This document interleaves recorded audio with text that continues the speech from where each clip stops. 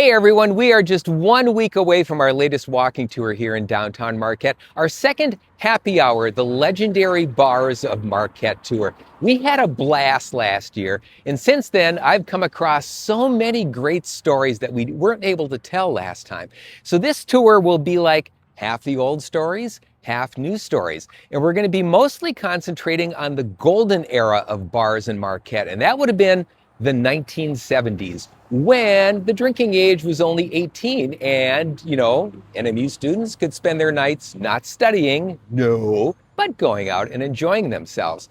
And we're standing here on South Front Street in Marquette because this is where a lot of them would go. They would actually make the rounds down the street. They would start at the old store bar.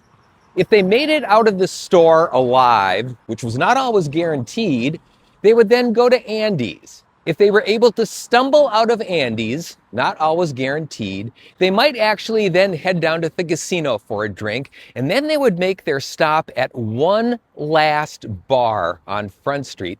And right now, it looks like a very innocent building. It houses, as you can see, a hair design studio.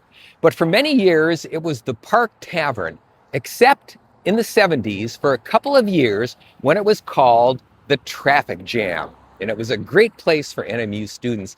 And the Traffic Jam needs to be a little more famous, if only because of one person who worked there. There was an NMU student who was a bartender who obviously, during his years at the Traffic Jam, picked up a lot of skills with how to deal with customers.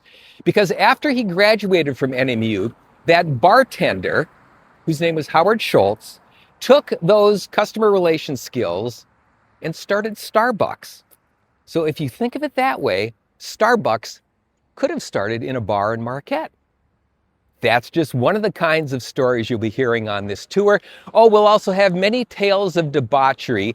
The story of how one Marquette bar set a state record for the most kegs sold in one night.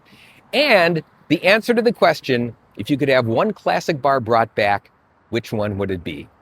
That's all coming up Wednesday, August 26th for our Happy Hour 2 tour. It gets underway at 6:30 at the History Center, all within Marquette's Social District too. I'm just saying. $5 suggested donation. If you want to know more, just go to marquettehistory.org.